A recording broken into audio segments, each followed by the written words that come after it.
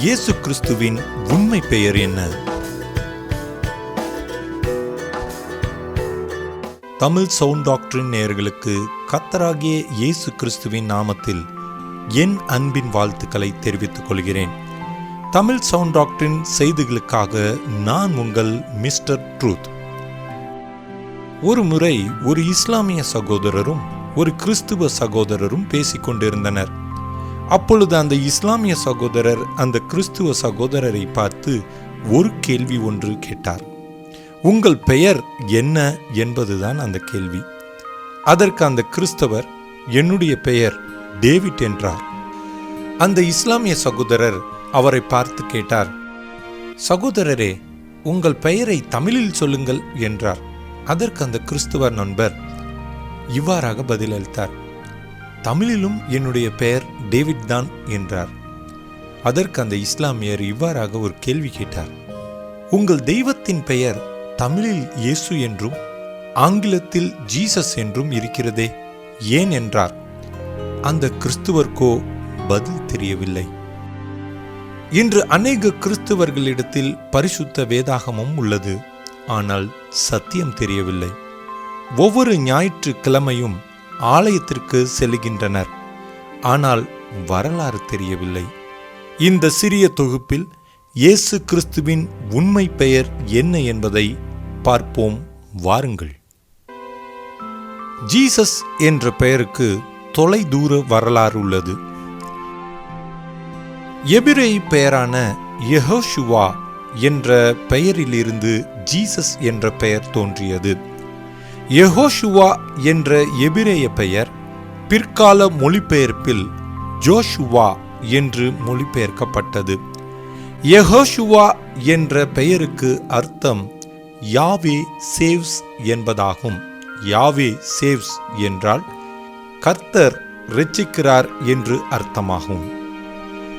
யெகோஷுவா என்ற பெயரானது முதலில் எபிரேய வேதாகமத்தில் யாத்ராகம புஸ்தகம் 17ஆம் அதிகாரம் 9ஆம் வசனத்தில் பயன்படுத்தப்பட்டது. யெகோஷுவா என்ற எபிரேய பெயர் கிரேக்க மொழியில் மொழிபெயர்க்கப்பட்ட பொழுது அந்த பெயர் மொழிபெயர்க்கப்படாமல் ஒளிபெயர்க்கப்பட்டது.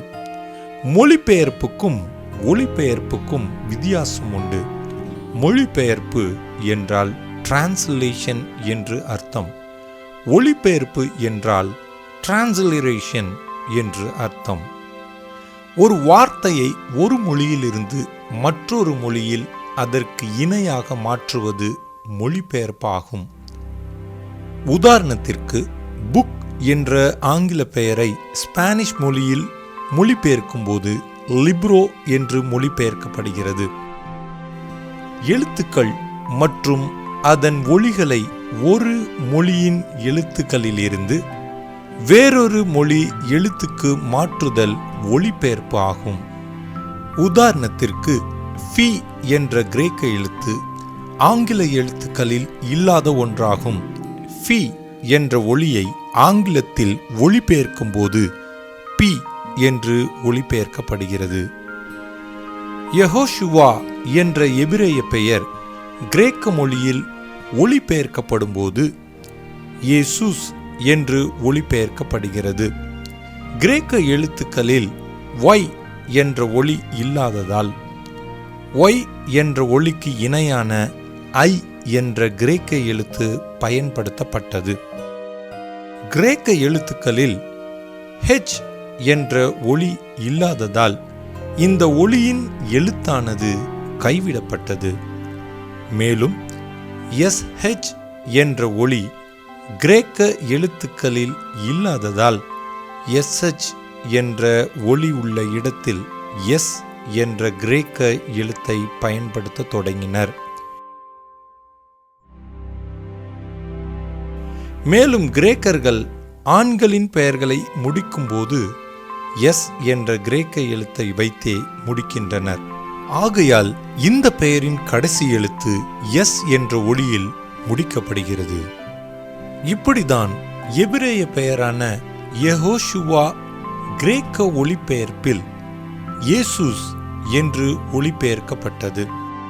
இதற்கு எடுத்துக்காட்டாக ஒரு பெயர் ஜெர்மானிய மொழியிலிருந்து பிரெஞ்சு மொழிக்கு ஒளிபெயர்க்கப்படும் போது லுத்விக் என்ற ஜெர்மன் பெயர் லூயிஸ் என்ற பெயருக்கு பிரெஞ்சு மொழியில் ஒளிபெயர்க்கப்படுகிறது.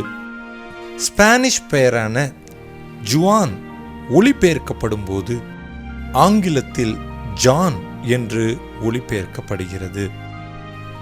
எபிரேய பெயரான யெகோஷுவா அரமிக் மொழியில் யெஷுவா என்று அழைக்கப்படுகிறது.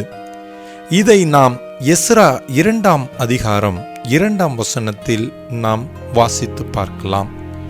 யெஷுவா என்ற அரேமிய பெயர் தொன்மை வாய்ந்த மொழியான கிரேக்க மொழியில் ஒளிபெயர்க்கப்படும் போது இயேசூஸ் என்று ஒளிபெயர்க்கப்பட்டது. புதிய ஏற்பாட்டின் காலத்தில் மெசியாவின் நாமம் அரேமிய மொழியில் யெஷுவா என்பதால் கிரேக்க மொழியில் ஒளிபெயர்க்கப்படும் போது இயேசூஸ் என்றே ஒளிபெயர்க்கப்பட்டது.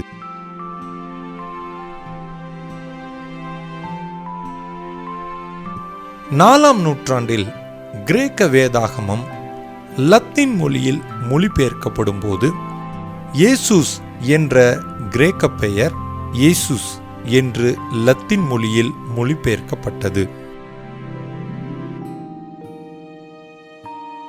லத்தீன் எழுத்தான ஐ 2 எழுத்துக்களாக பிரிக்கப்பட்டுள்ளது. ஐ என்றும் ஜே என்றும் பிரிக்கப்படுகிறது.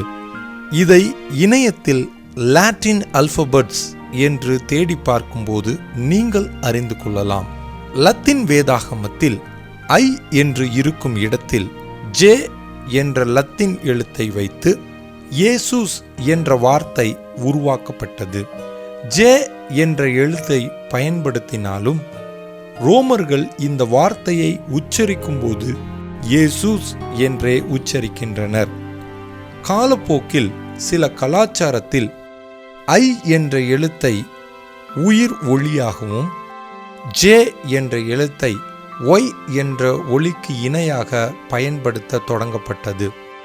இதிலிருந்து இயேசூஸ் என்று அழைக்கப்பட்ட சொல் ஜீசஸ் என்று அழைக்கப்பட தொடங்கியது. கிரேக்க வேதாகமத்திலிருந்து மொழிபெயர்க்கப்பட்ட தமிழ் வேதாகமத்தில் இயேசூஸ் என்ற கிரேக்க வார்த்தை தமிழில் இயேசு என்று மொழிபெயர்க்கப்பட்டது. ஜீசஸ் என்ற ஆங்கில பெயர் இயேசூஸ் என்ற லத்தீன் பெயரிலிருந்து மொழிபெயர்க்கப்பட்டதாகும். இயேசூஸ் என்ற லத்தீன் பெயர் இயேசூஸ் என்ற கிரேக்க பெயரிலிருந்து மொழிபெயர்க்கப்பட்டதாகும். இயேசூஸ் என்ற கிரேக்க பெயர் யெஷுவா என்ற அரமிக் பெயரிலிருந்து ஒளிபெயர்க்கப்பட்டதாகும். யெஷுவா என்ற அரமிக் பெயர் யெஹோஷுவா என்ற எபிரேய பெயராகும். இயேசூஸ் என்ற கிரேக்க பெயர் இயேசு என்று தமிழில் மொழிபெயர்க்கப்பட்டது. ஆங்கில வேதாகமத்தில் ஜீசஸ் என்று அழைக்கப்படும் பெயரின் பின்னணி இதுவே. யெஹோஷுவா என்ற பெயருக்கு அர்த்தம் யாவே சேவ்ஸ் என்பதாகும். யாவே சேவ்ஸ் என்றால் கர்த்தர் இரட்சிக்கிறார் என்று அர்த்தமாகும். யார் அந்த யாவே? அவரே இஸ்ரவேலின் தேவனானவர். இந்த இஸ்ரவேலின் தேவனானவர் மாம்சத்தில் வெளிப்பட்டார். ஏசாயா 9ஆம் அதிகாரம் 6ஆம் வசனம். நமக்கு ஒரு பாலகன் பிறந்தார், நமக்கு ஒரு குமாரன் கொடுக்கப்பட்டார். கர்த்தத்துவம் அவர் தோளில் மேல் இருக்கும். அவர் நாமம் அதிசயமானவர், ஆலோசனை கர்த்தர், வல்லமையுள்ள தேவன், நித்திய பிதா, சமாதான பிரபு எனப்படும். பழைய ஏற்பாட்டின் இஸ்ரவேலின் தேவனே, புதிய ஏற்பாட்டில் மாம்சத்தில் வெளிப்பட்ட கர்த்தராகிய இயேசு கிறிஸ்து, இதுவே சத்தியமாகும்.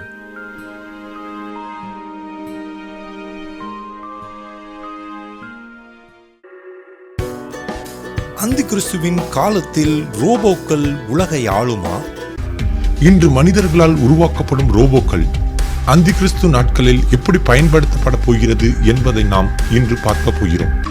தெய்வங்களாய் வணங்கப்படும் ரோபோக்கள்.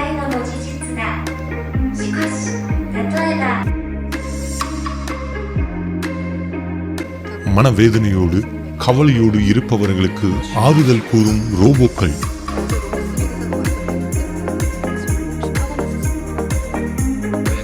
இறந்தவர்களுக்கு மரண சடங்குகள் செய்யும் ரோபோக்கள்.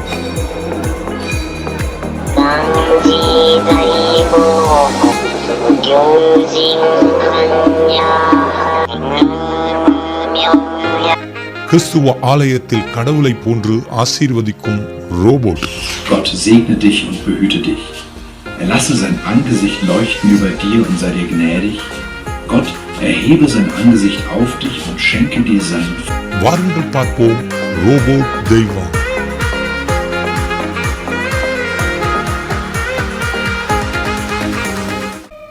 எங்களது முந்தைய வீடியோவான ரோபோட் தெய்வம் என்ற வீடியோவை பாருங்கள். அநேக கிறிஸ்துவ சகோதர சகோதரிகளுக்கு பகிருங்கள். சத்தியத்தை சத்தியமாகவே பேசும் இது உங்கள் தமிழ் சவுண்ட் டாக்டரின். எங்கள் சேனலை சப்ஸ்கிரைப் செய்யுங்கள். அருகாமையில் இருக்கும் பெல் பட்டனை கிளிக் செய்யுங்கள். எங்கள் புதிய படைப்புகள் மிக விரைவில் உங்களுக்காக.